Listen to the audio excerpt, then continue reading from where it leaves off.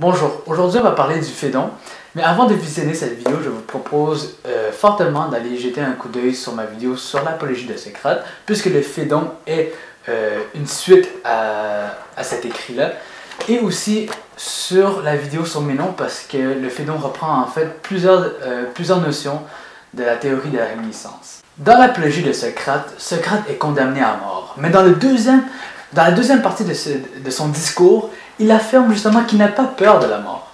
Parce que face à la mort, il n'y a que deux options possibles. Soit il y a une vie après la mort, et dans ce cas-ci, les dieux seront de son côté, puisqu'il a mené une vie vertueuse, ou il n'y a absolument rien, et dans ce cas-là, il n'y a rien à craindre non plus, parce qu'un long sommeil n'est pas mauvais.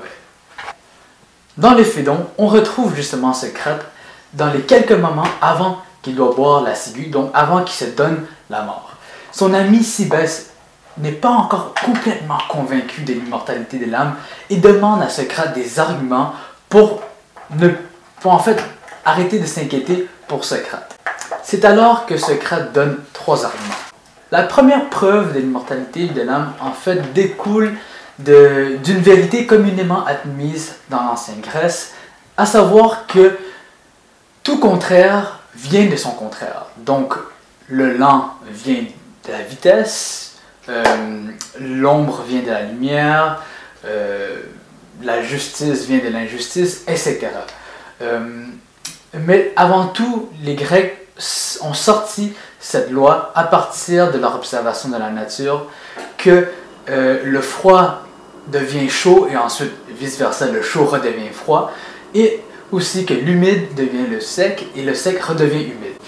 Socrate applique alors le même type de raisonnement, mais sur la question de la mort. La mort et la vie étant deux états contraires, la mort devient la vie et la vie devient la mort aussi.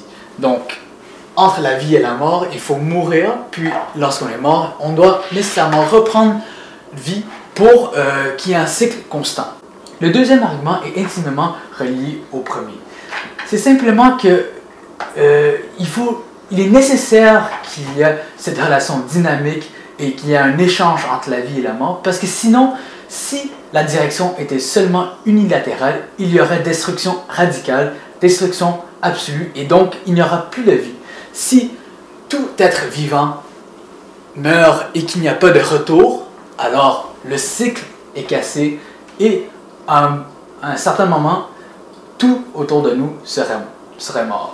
En fait, si on se décolle un peu de l'argument de l'immortalité de l'âme, c'est encore un argument qui est facilement admis de nos jours, puisque, on le sait tous, il y a d'abord des êtres vivants qui meurent, leur corps se décompose, aide à nourrir le sol, qui ensuite permet la vie de reprendre.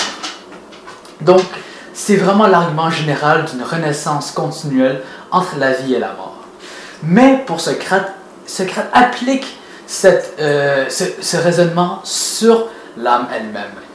Pourquoi peut-il le faire? C'est que en ancienne Grèce, il faut bien comprendre que pour eux, l'âme et la nature ne sont pas dissociables.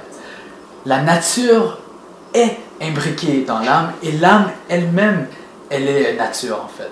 C'est le fameux principe du nous.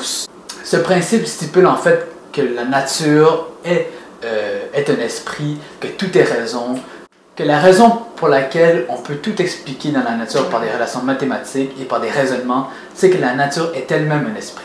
Le troisième argument de Socrate, c'est probablement le plus intéressant puisqu'il reprend sa théorie de la réminiscence. Il va tenter de prouver l'immortalité de l'âme par la réminiscence. Donc, ici, il va reprendre les propos qu'il a tenus dans le discours du Ménon. Mais ici, Platon prend l'occasion d'approfondir sa théorie et de préciser les objets vus par l'esprit en dehors du corps. D'abord, il y a deux types de réminiscence. La réminiscence par le dissemblable ou la réminiscence par le semblable. En fait, c'est très simple.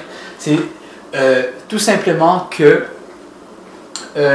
on peut, par exemple, se souvenir de notre amant par son portrait, donc par la ressemblance, ou par la dissemblance, c'est par exemple lorsque on voit un effet personnel de notre amant, ce qui fait qu'on se ressouvient d'elle ou de lui. L'exemple donné par Platon, c'est on voit la lyre de son amant et on se souvient de l'amant. Mais peu importe le chemin en fait qu'on emprunte pour se souvenir de quelque chose,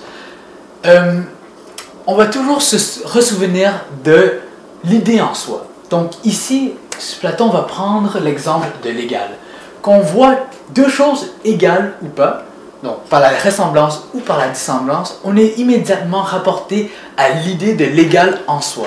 Donc, par exemple, si je vois deux bâtons qui sont semblables, qu'ils ont à peu près la même hauteur, qu'ils ont à peu près la même apparence, par la ressemblance dans l'objet, je suis alors rapporté à l'idée de l'égal en soi. Donc la même chose arrive lorsque je vois deux choses qui sont dissemblables.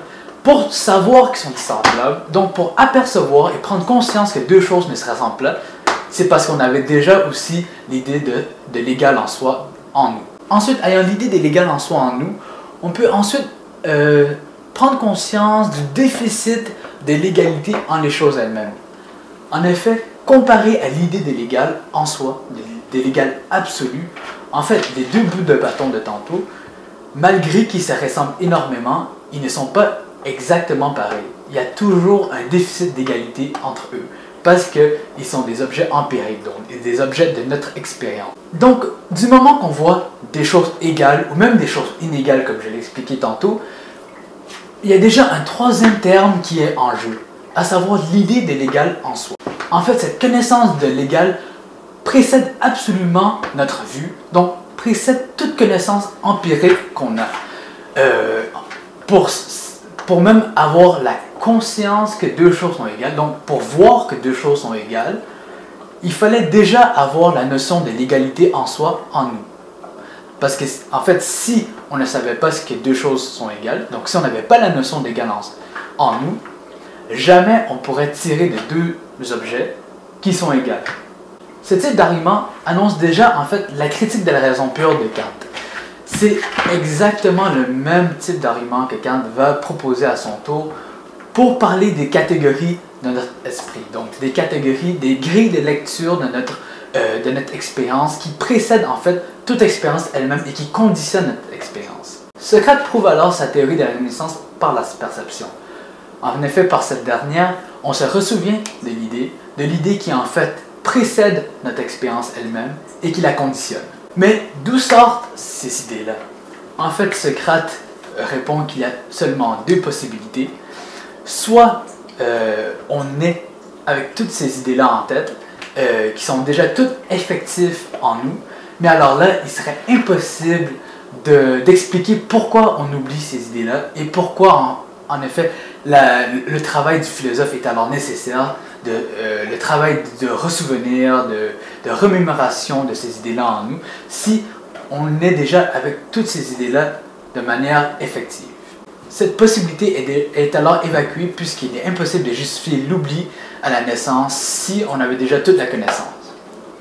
La seule autre possibilité pour Socrate, c'est sa théorie de la réminiscence. C'est que l'âme, lorsqu'il n'était pas dans notre corps, donc l'âme avant la vie et donc après la mort, voit et contemple toutes les idées, et lorsqu'elle est incarnée dans un corps, lorsqu'elle tombe dans un corps, elle oublie les idées qu'elle a vues hors du corps, et il faut alors se remémorer, faire le travail du philosophe pour se ressouvenir de ces idées-là. Les objets de la réminiscence sont donc les essences, ce qui est immortel et immuable, les idées parfaites qui en fait conditionnent notre expérience, la perception de notre monde, elles sont en fait les archétypes même du monde sensible. Bon, j'espère que cette vidéo vous a plu, que vous a surtout aidé. N'hésitez surtout pas à laisser des commentaires en bas, je les lis toutes. Donc récemment j'ai eu beaucoup de commentaires positifs et ça m'a beaucoup encouragé, donc merci à tous et à toutes qui m'encouragent. La prochaine vidéo que je vais faire portera probablement sur Platon encore. J'envisage faire une vidéo sur le Gorgias. Merci.